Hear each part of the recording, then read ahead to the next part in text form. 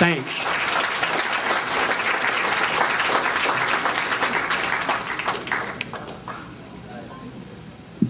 Hi, my name is Mike Wolf. I'm a 6-year member or owner of the co-op. His background, for some of you may know, this is not new. This is deja vu. This is a year ago in a different form with different players. Some background, I'm a friend of Jennifer Neal's. I'm also an attorney in 2 states. Her father is also a prominent attorney in 2 states. And about a year ago, as Ms. Starr walks out, her and some other members of the board tried to push Ms. Neal off the board with some backroom shenanigans, Mr. Mervis and some other people. We won't go into details because we believe in confidentiality, Ms. Starr.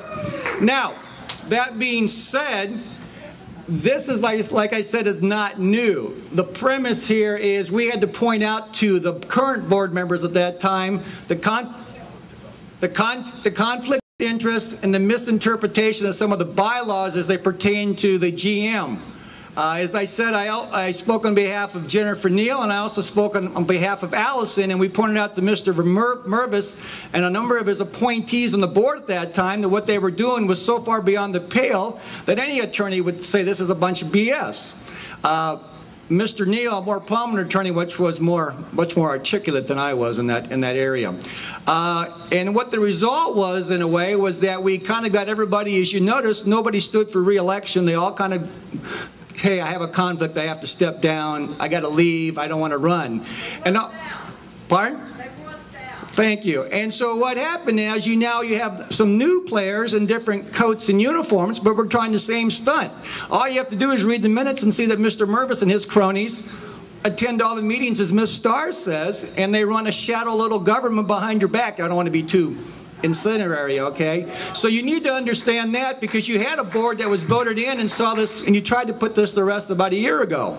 If you doubt that, speak to Ms. Neal. So that's the background that Ms. Starr and some of her people failed to tell you about. This is not anything new.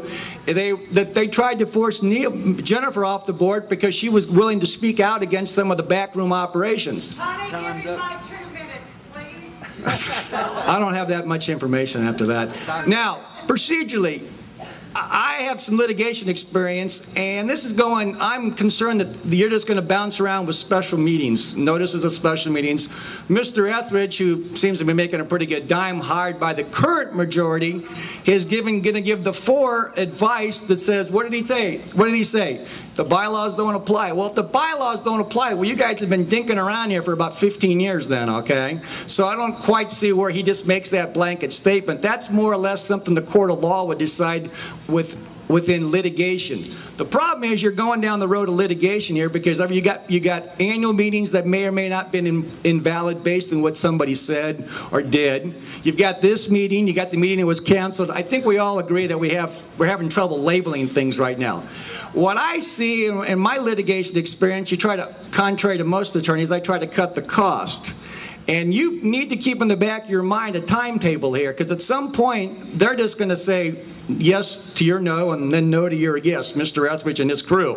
What you do have hanging out there that may allow some kind of compromise here, and I would just throw this out, I'm not up to date on these facts of this situation like I was about a year ago, is that you have a pending, as Allison's husband mentioned and Mr. Browner mentioned, you have annual meeting results pending out there.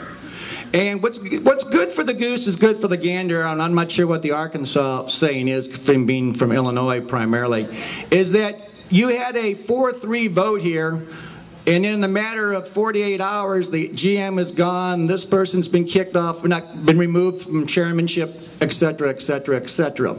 Well, you have votes pending, and somebody at the board, not the board, but somebody at the co-op must know exactly, at some point these results have to come in.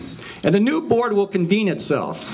What's the risk there? That the majority then becomes 5-2, 6-1 against you. It makes it even worse. But the strategy prior to that is that they have to worry, the other side, again, I don't know all the players of this one, is that those results, absence of court ruling, will be validated. Your counsel, Mr. Etheridge, on behalf of the 4 members, just can't unilaterally and say, okay, those results don't count, because as Mr. Browner said, then you're out in Never Never Land. You don't even know how many board members you got at that point. So let's assume from the premise that the annual results come in favor of, let's say, pro-Allison. And I'm not here promoting Allison one way or the other. I'm just telling you strategy-wise. What's good for the goose is good for the gander. It's like the Supreme Court. Sometimes it's 5-4 your way, and sometimes it's 5-4 the other way, as we all know with decisions now. So in about a month or 2 months, max, I would hope you'd have the results of the election, and there you will find out that those votes you cast at the annual meeting really mean something. And I believe that's your most expedited flare. You got to hope that you get a 4-3 vote. They got to hope you don't get a 4-3 vote. Because what happens at the next board meeting when that next board convenes as a body? What do? They do the exact same thing these 4 clowns just did. They reverse the ruling. They vote, they elect, or they pass a resolution to what? Rehire Allison and do whatever they want, whatever they go. Like I said, what's good for the goose is good for the gander. Now, I didn't mean to ramble on there, but you got to get your head into this game and start paying attention and you're beyond the emotional stage. You've had 2 hours of that. You got to go through with a strategy here, and I'm not hearing a whole lot other than a bunch of special meetings that your current council is going to claim are invalid, just like whether this meeting was canceled or not. So you better reflect back and find out as quickly as possible what the results of that election were, because that's basically going to be your quickest avenue to getting Allison back in fashion. Otherwise, I presume you're going to pile up litigation costs, because at some point you may have to go to court and say what he did was improper.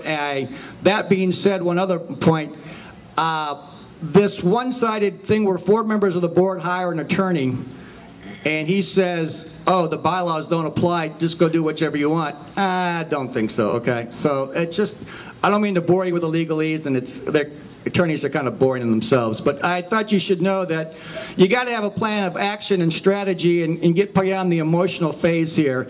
And the sooner you get the results of that annual meeting, then you have some ammunition in your pocket going forward, and you may resolve this within about 1 or 2 months if you're lucky. But the longer the results hang on, and the uncertainty of the results, you're just going to be in this limbo stage, because reading some of Mr. Etheridge's stuff here in the last little while, he can BS you like the rest of us can for a while. You guys will stall this up. Yeah, I see my watch stopped at the 2-minute mark. Thank you.